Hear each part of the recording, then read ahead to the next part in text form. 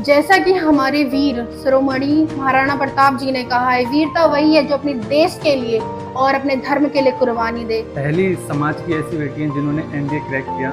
आपको बचपन से ही इसमें लगन था कि मैं सेना में ही जाऊंगी, जैसा कि आपका फैमिली बैकग्राउंड है इसके अनुसार? हाँ, मैं जब अपने फादर को यूनिफॉर्म में देखती थी, एक अलग ही एक्साइटमेंट होती थी मुझे कि मेरे फादर इतने, मतलब जो यूनिफॉर्म में ही अलग ही ग्लोरी दिखती थी उनको। मेरे को बोला था पापा मुझे एनडीए जाना है, तो हमने उसी तरह से इसकी तैयारी कराई कि मुझे पता था कि एनडीए में जाने के लिए एक अच्छी मतलब अगर बात करें तो इंग्लिश स्पीकिंग बहुत अच्छी होनी चाहिए।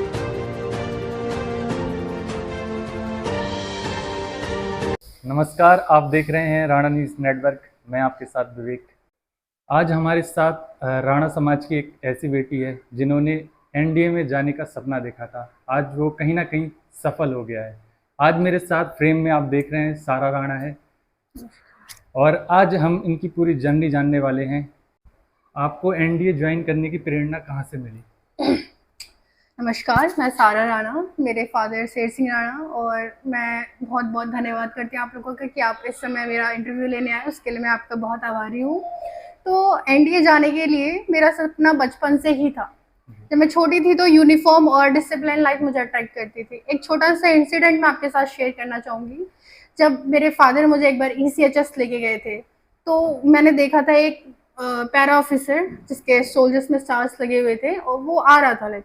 तो जब उसके शूज की जो आवाज थी, खट खट खट, उसने ही मुझे इतना इम्प्रेस किया था कि एक दिन डैड, मैंने अपने पापा से भी बोला था, पापा आप जरूर नोटिस करना कि मैं एक दिन वो बन के आऊंगी। तो और बहुत सी ऐसी चीजें स्कूल में, एनसीसी, मेरे एनसीसी थी जिससे मुझे लीडरशिप और स्पोर्ट्स की और डिसिप्लिन लाइफ मुझे दी है। और बहुत टफ था यहाँ तक आना मेरे लिए, क्योंकि जो मेरा पहला एनडीए क्रैक हुआ था, पहला एनडीए था, उस अटेम्प्ट में मैं असफल थी। उसमें मैं क्रैक नहीं कर पाई। मैंने सोचा मैं क्या ही कर पाऊंगी।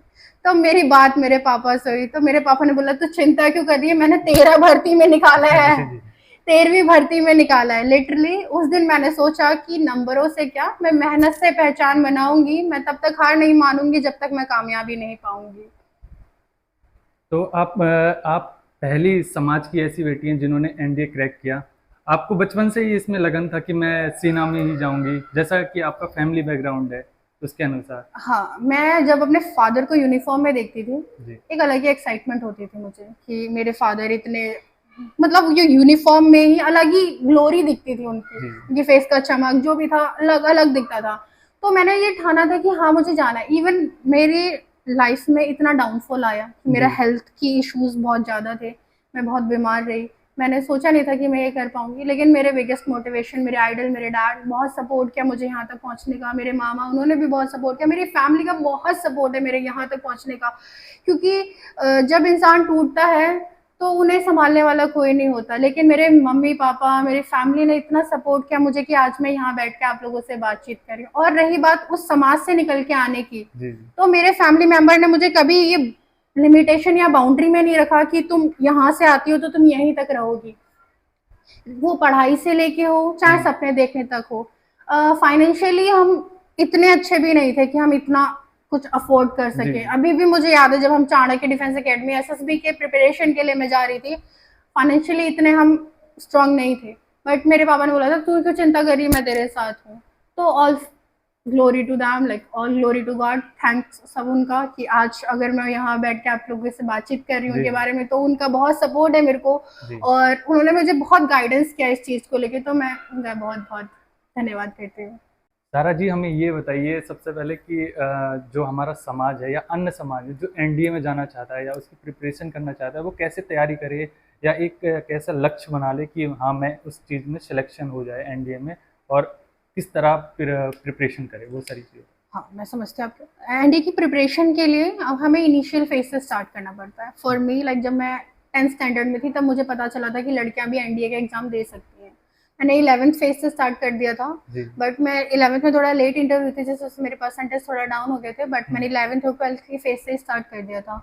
और जिसमें हमें मैथ में बहुत ज़्यादा ध्यान देना पड़ता है, क्योंकि मैथ अकेले 300 मार्क्स की आती है, और इंग्लिश का भी बहुत इंपॉर्टेंट रोल होता है क्योंकि एसएसबी में इंग्लिश मस्ट होती है।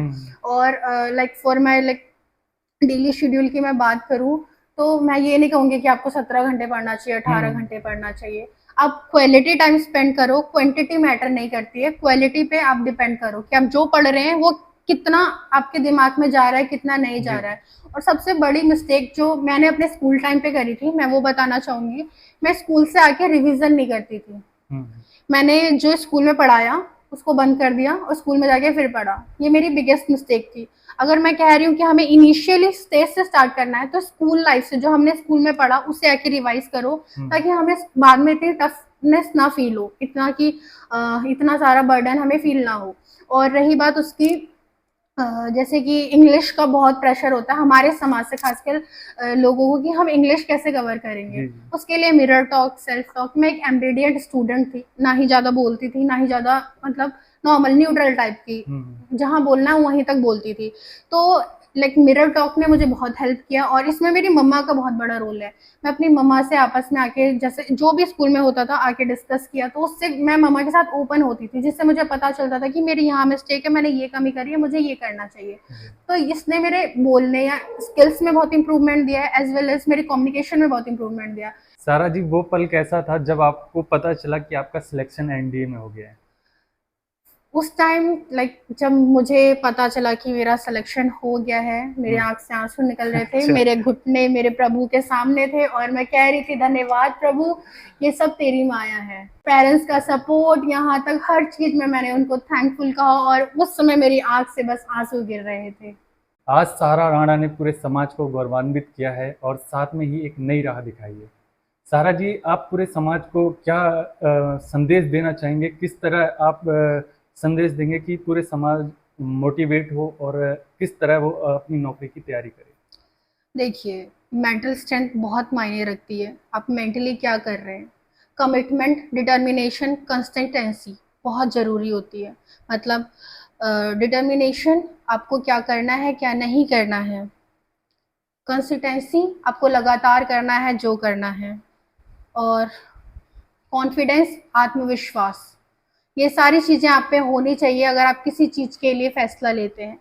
आखिर में मैं ये कहना चाहूँगी, आप कभी भी बल्क में स्टडी ना करें कि मुझे इतना घंटा पढ़ना है, इतना घंटा। क्वालिटी टाइम पे ज़्यादा फोकस करें। मैं ये नहीं कहूँगी कि आप बड़े एग्जाम की तैयारी करें तो आप 17-18 घंटे पढ़ाई करें, नहीं। आप अपनी अपनी शेड्यूल के साथ, अपने डेली एक्टिविटीज़ के साथ क्वांटिटी स्टडीज़ में ज़्यादा ध्यान दें। जैसा कि हमारे वीर शिरोमणि महाराणा प्रताप जी ने कहा है, वीरता वही है जो अपने देश के लिए और अपने धर्म के लिए कुर्बानी दे।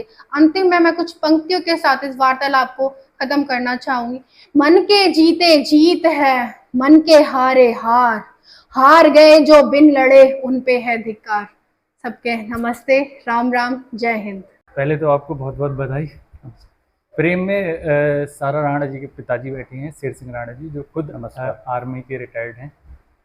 आप अन पेरेंट्स को क्या संदेश देना चाहेंगे कि किस तरह मोटिवेट करें इस चीज़ के लिए, और आपने कैसे अपनी बिटिया को गाइड किया, आज की इतनी बड़ी उपलब्धि हासिल करी है उस चीज़ में, आप बताएं। बिल्कुल, आपका क्वेश्चन इतना अच्छा है कि हमारे समाज के लिए बहुत बड़ी उपलब्धि है। मैं ये जो सारा है, ये शुरू से ही इसका जो डेडिकेशन था, जी। जो लक्ष्य था, जो गोल था, वो क्लियर था कि मुझे एनडीए में ही जाना है।